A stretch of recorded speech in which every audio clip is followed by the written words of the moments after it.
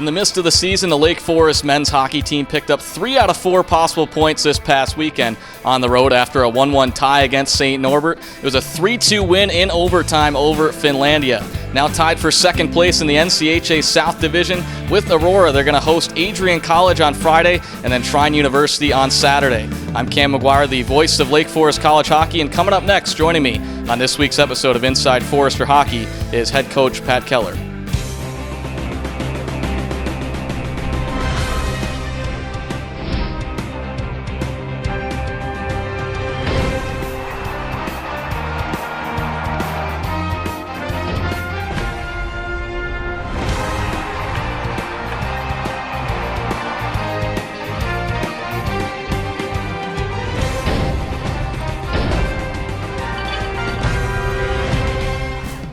Well, Coach, a big weekend last weekend. You guys picked up 3 out of 4 possible points last weekend. If you told me you were going to pick up 3 going into the weekend, I'd be pretty happy. Yeah, I mean, I think obviously anytime you're going on the road in NCHA play and getting 3 out of 4, it's a good thing. I think both games obviously a little bit different. 1-1 tie against St. Norbert. Traditional powerhouse team, and that's always good. But I think at the same time, you could look at that. I thought we had some chances to win the game late, especially having a couple odd man rushes there in overtime. And that Saturday was a different game. We knew Finlandia was going to be a really hard team to play against, obviously coming off a big win the night before against Aurora. And I think it took us a little while to kind of get going, and but luckily we got some contributions from some different guys that helped spark the team and made that 7-hour bus ride a lot easier on the way home for sure. Your goaltender on Friday night, George Argyropoulos, he gave you guys a really good chance to win on Friday night against St. Norbert. He was stellar all weekend, 57 of 60 stops, and he's actually a kid. He had his first career win against St. Norbert, so I talked to him early in the week. He was pretty confident going into that game. Yeah, I mean, George heading into St. Norbert there. I mean, last time we were there, he played a really good game against them, got the victory. He had a great weekend for sure, both games. I think Saturday can't be overlooked either. We gave up more chances than we certainly would have liked against Finlandia, and he gave us a chance to win both games. He was definitely our MVP for the weekend, and he's been playing some really good hockey. We talk about Saturday. Everyone knows the story on Finlandia this year. Already 4 wins on the season. What was the message going into this one? They were coming off that 2-1 win over Aurora, and more specifically, what was the message going into the third period when you guys were deadlocked at 1? Yeah, I think the message going into the game was, forget everything that you knew about them from previous years, and it was going to be a really tough game, and I think we knew that going in. I think a little bit of frustration from our coaching staff on Saturday, just in the sense that, not that it was a tight game, we expected that, but I don't know if we had that 60 minutes to compete. Ended up being a little over 60 minutes, but I thought we took some time off certain periods of the game, second period especially.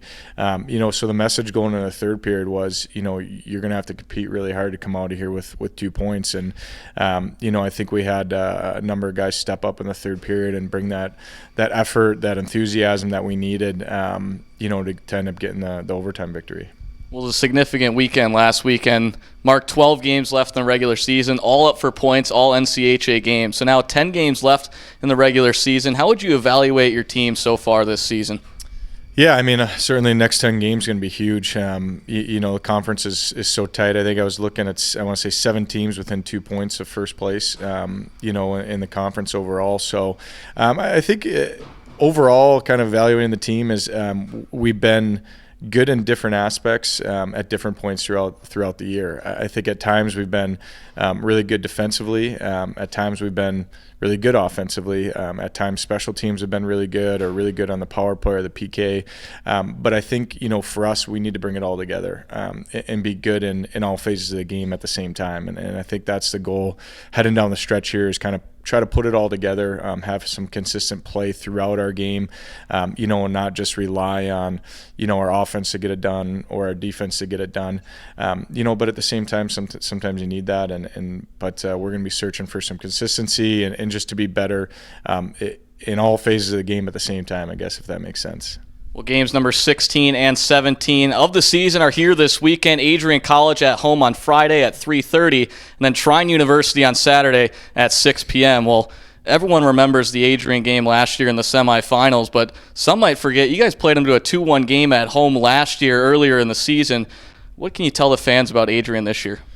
Yeah, I mean, Adrian's always, one of the most skilled teams that will play all year, one of the most skilled teams in the country, I'd say. I don't think that's, ever really in doubt. They got a really high-flying offense. They got a senior goalie that's played every game for them this year. Obviously a lot of big game experience there, but, they're a team that you can't play loose against. If you want to go, chance for chance against them, you might be in for a long night.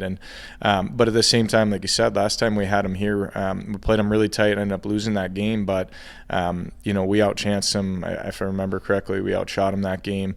We played them really well, played them the right way, and I think hopefully the guys can kind of draw on that confidence playing them at home here. But it's another opportunity like last weekend to playing a top 10 team in the country, and expect them to come out and put the pressure on offensively. But I think if we're sound and we're structured defensively, we'll have some chances throughout the game as well. Well, Trine, they're just in their second year. They're 6-8-1 this year. They're on a 4-game win streak, but they haven't played a conference game in over a month. You look at their discipline. Last year, you guys capitalized on a lot of power play chances. This year, they're averaging just around 10 minutes of penalties per game. That's towards the bottom end of the Division III landscape. How are you guys going to try and knock them off their game?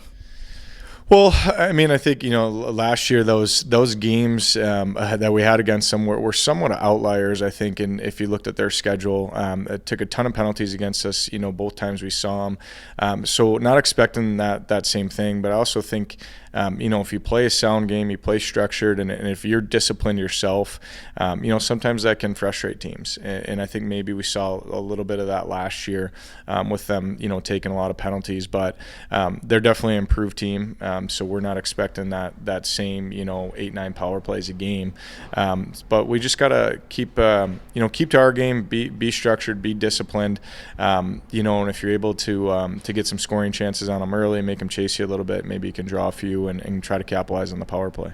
Well, both games this weekend are home games at Alumni Memorial Fieldhouse, 3:30 against Adrian on Friday, and then Trine on Saturday at 6 p.m. Be sure to come out and check those out if you can. If you cannot, you can always stream them online at GoForesters.com.